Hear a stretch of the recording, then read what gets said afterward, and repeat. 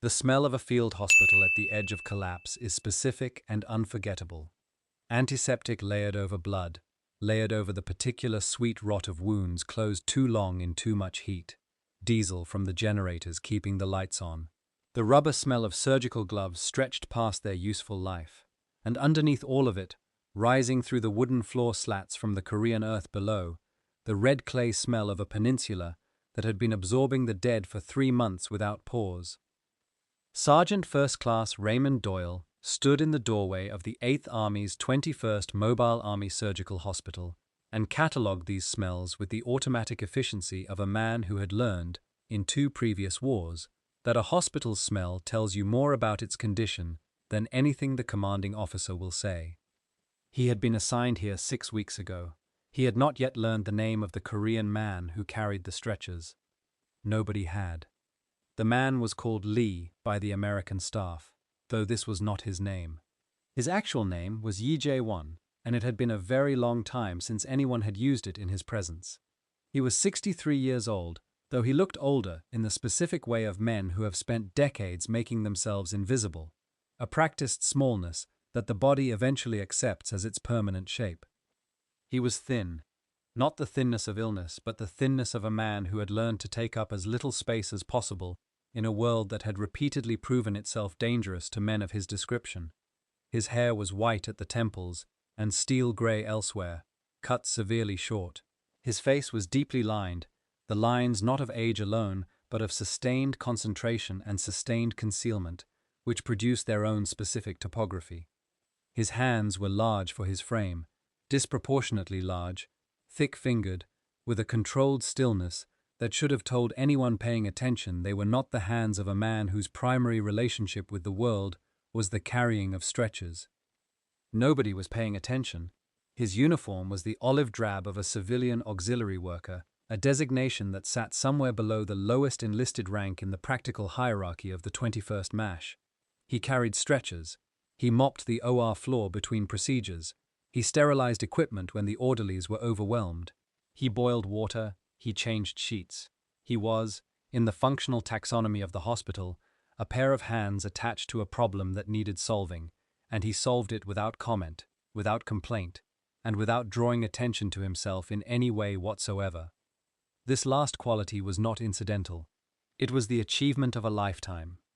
Captain Walter Briggs ran the 21st MASH the way he ran everything, loudly, confidently, and with the absolute conviction that the gap between his intentions and his outcomes was always someone else's fault. He was 34 years old. He had trained at Johns Hopkins. He had served as a surgical resident at Walter Reed before Korea, and in the 6 months since his arrival, he had operated on 112 men, of whom 97 had survived. This was, by any objective standard, an excellent record. Briggs was aware of this. He referenced it with some frequency. He was not a bad surgeon. He was, in fact, a good one, but he was the kind of good surgeon who had never been required to operate under conditions that tested anything beyond his technical skill, the kind of person who mistakes the absence of catastrophe for proof of their own excellence. The first time he spoke directly to Yi was 3 weeks after the Korean man's arrival. Briggs had been walking through the recovery ward and tripped over the base of Yi's mop bucket. "Watch where you put that thing," Briggs said. Yi moved the bucket. Briggs walked on. This exchange was entirely representative of every subsequent interaction between the two men.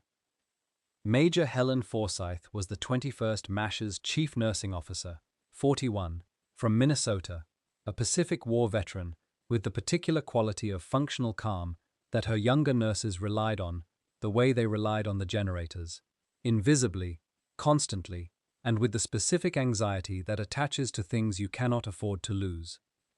She had noticed Yi Jae-won on his 3rd day, not because of anything conspicuous, because of the way he moved through the OR when he came to clean between procedures. The other Korean auxiliaries moved through the surgical space with the wariness of people in a room that doesn't belong to them. They kept their eyes down and worked quickly and retreated. Yi moved the way Helen moved through the OR, with the proprietary attention of someone reading the room, cataloguing what was there, noting what was missing, making unconscious assessments. His pale eyes went to the instrument trays.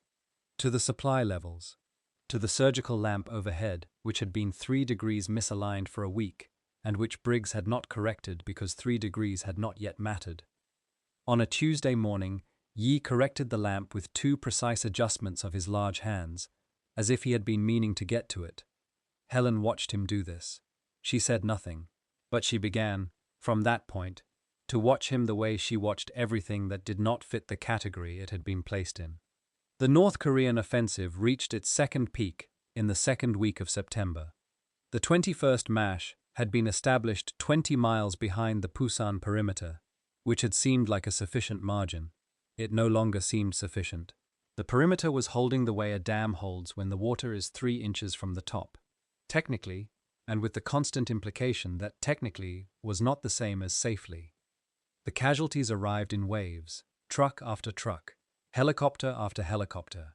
The OR ran for 16 hours on the 12th, 18 on the 13th, and on the 14th it did not stop. On the morning of the 15th, a North Korean mortar round landed 40 meters from the main surgical tent. It did not destroy the tent, it destroyed the generator shed, which cut the OR lights at the precise moment Briggs had his hands inside a man's chest, working on a lacerated pulmonary artery. The emergency lights came on in 11 seconds. 11 seconds with your hands inside a man's chest, and the lights gone, is a geological epoch. Briggs got through it. The patient survived. But when he stepped back from the table afterward, his hands were shaking in a way that Helen noted and filed and said nothing about to anyone. Lieutenant Colonel Marsh was hit on the morning of the 16th. He was walking from his quarters to the mess tent, the most ordinary thing a man could be doing, when a sniper's round caught him at the base of the throat. Marsh was brought in still alive. Briggs operated for 40 minutes. Then he stood back from the table and looked at Helen Forsythe with an expression she had seen on other surgeons' faces but had never seen on his. The expression of a man who has encountered the boundary of what he can do and found it considerably closer than he believed. Marsh died at 11:47. Briggs scrubbed out. He went to his quarters. He did not come back. At 13 o'clock, Helen knocked on Briggs's door. He was sitting on his cot with his hands in his lap, looking at them. "We have 11 critical cases," Helen said. "I know," Briggs said. "The next surgical team is 12 hours out at minimum. The helicopter is grounded because of the mortar damage to the landing pad." "I know," Briggs said again. He looked at his hands. "I can't go back in there right now. Marsh and I went through residency together. I need an hour." "We don't have an hour," Helen said. Briggs looked up at her. For a moment she thought he would find something, the particular resource that certain people carry, that allows them to continue past the point where continuation seems possible. She had seen people find it before, men and women who surprised her. Briggs did not find it. "Then I don't know what to tell you," he said, and looked back at his hands. Helen walked back to the OR tent and stood outside it in the Korean September air. Red clay, diesel, the metallic sharpness of recent shellfire. 11 critical cases. No surgeon. 12 hours minimum until relief. She went inside. Yi Jae-won was at the sterilization station, working through a tray of clamps and retractors with methodical efficiency. He did not look up when she entered. Helen stood in the doorway of the sterilization area for a long moment, long enough that another person would have asked what she needed. Yi did not ask. He waited with the patience of a man accustomed to waiting in silence, which is a different quality from the patience of a man who simply hasn't noticed. "Lee," she said. Not his name. She knew in this moment that it was not his name. She had known it for some time without knowing how she knew it. Yi looked up. "Can you operate?" Helen asked. It was an extraordinary question for a chief nursing officer to put to a stretcher carrier. Helen was fully aware of this. She asked it anyway, because she was a person who, when faced with a problem and a possible solution, was constitutionally unable to prioritize propriety over necessity. Yi Jae-won looked at her for a long moment. Then he set down the clamp he was holding. He looked at his large hands, the way a man looks at tools he set aside a long time ago and is now deciding whether to take out again. The decision had its own visible weight. "Who is first?" he said. His English was perfect. Not the careful constructed English of someone working in their second language. The automatic, unself-conscious English of someone who had spent years in environments where it was the primary operating language. And beneath the English, Helen placed something else, approximately 3 seconds after he spoke his first full sentence. Parisian French, underneath, the accent of a man who had learned English in a city where French was the language of the educated class. Helen stared at him. "The thoracic case in Bay 2, she said. "Shrapnel, right lung. Briggs started a chest tube, but it's not sufficient." "Gloves," Yi said. "Size 8, and tell me what you have for anesthetic." What happened in the surgical tent of the 21st MASH between 13:15 and 03:40 the following morning was witnessed by Helen Forsythe, 3 nurses, 2 orderlies, and Corporal James Tate, who would describe it in a letter to his mother as the most unbelievable thing I have ever seen in my life, and I have been here 4 months. Yi Jae-won operated for 14 hours and 25 minutes. 11 men. 11 survived. He did not make a single movement that was not necessary. He did not raise his voice. He did not ask for anything twice. He worked with the quietness of surgeons who have operated in conditions where noise draws fire, and his hands moved through each procedure with a precision that Helen Forsythe, who had worked alongside 23 surgeons across 2 wars, would describe in her official report as the most technically accomplished surgical work I have observed in a field environment, or any other. Between procedures he stood for precisely 90 seconds with his eyes closed and his large hands still at his sides, not resting, resetting. The way a musician pauses between movements, not from fatigue but from discipline. At one point, midway through the 7th procedure, Corporal Tate dropped a retractor. The clatter on the wooden floor was loud in the silence. Yi did not flinch. He extended his left hand, palm up, and said one word, "Another."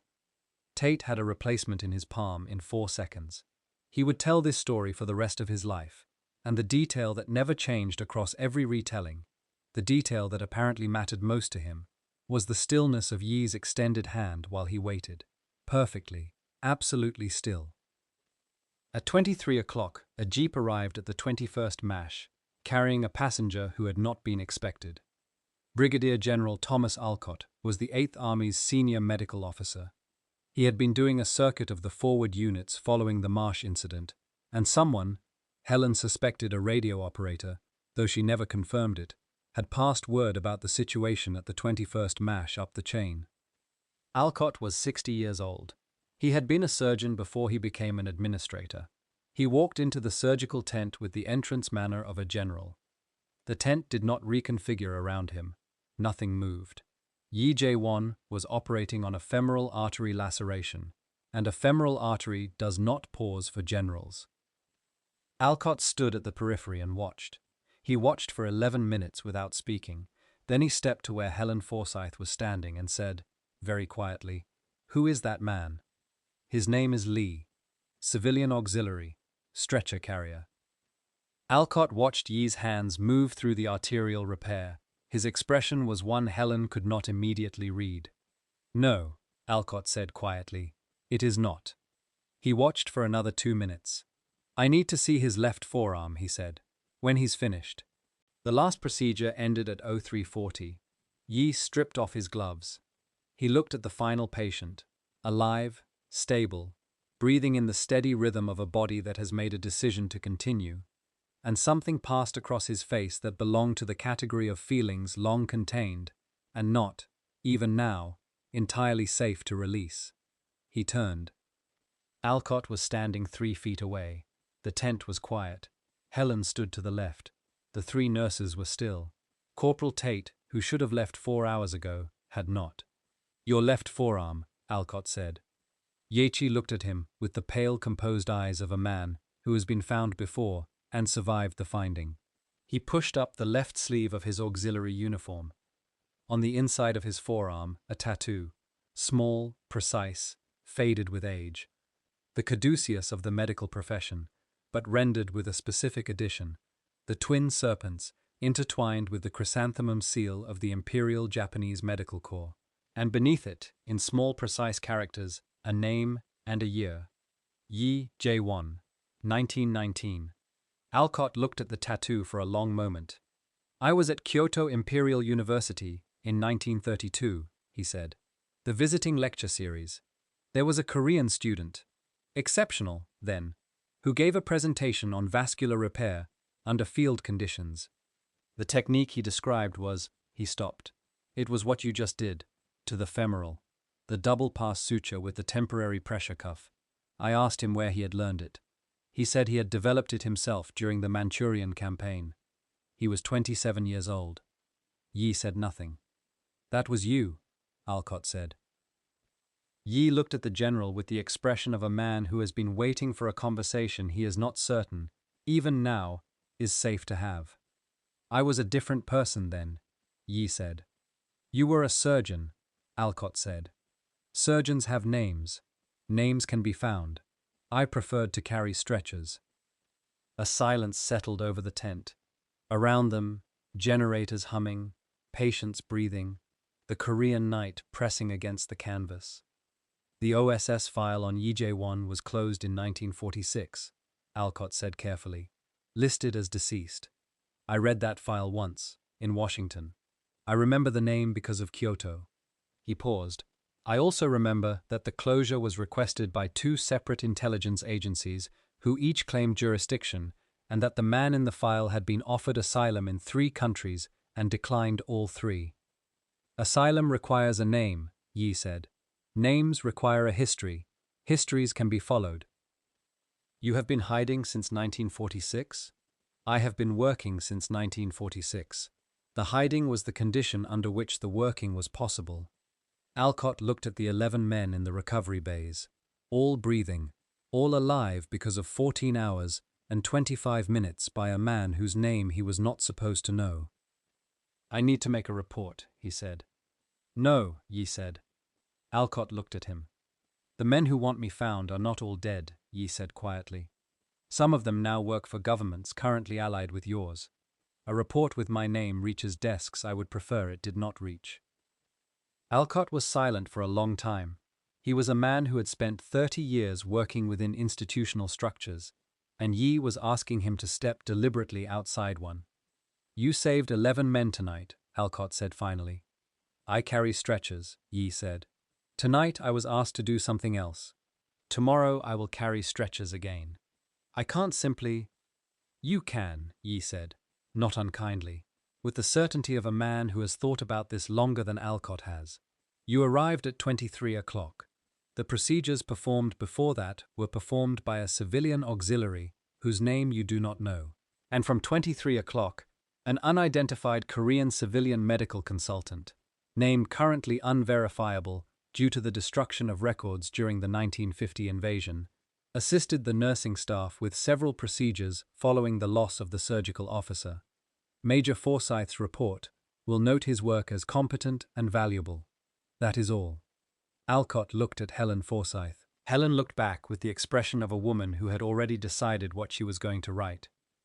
Competent and valuable, Alcott said. It is accurate, Yi said, and sufficient. Alcott turned toward the tent entrance. He paused at the canvas flap. Major Forsythe, he said. Sir, your report should reflect that the unit performed admirably under extremely difficult conditions following the loss of Colonel Marsh, and that the civilian auxiliary staff were particularly valuable.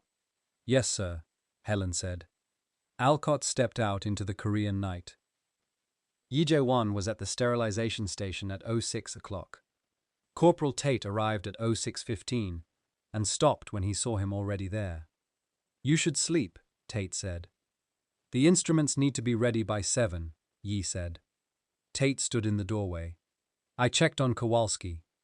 Bay 3. He's awake. He asked who the Korean doctor was. Yi placed a clamp carefully on the sterilised tray. Tell him the unit was well staffed. Tell him Major Forsythe and her team performed with great skill. They did, but it was a difficult night, Yi said quietly.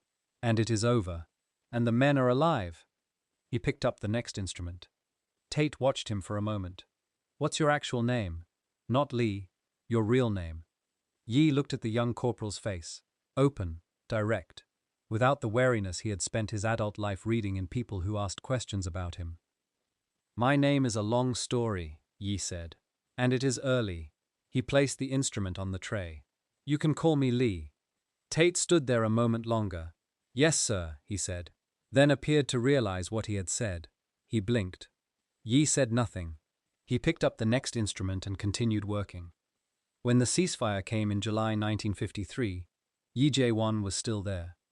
Brigadier General Alcott, rotating back to Washington, passed through the 21st MASH on his final circuit of the units. He did not stop at the sterilization station. He did not speak to Yi.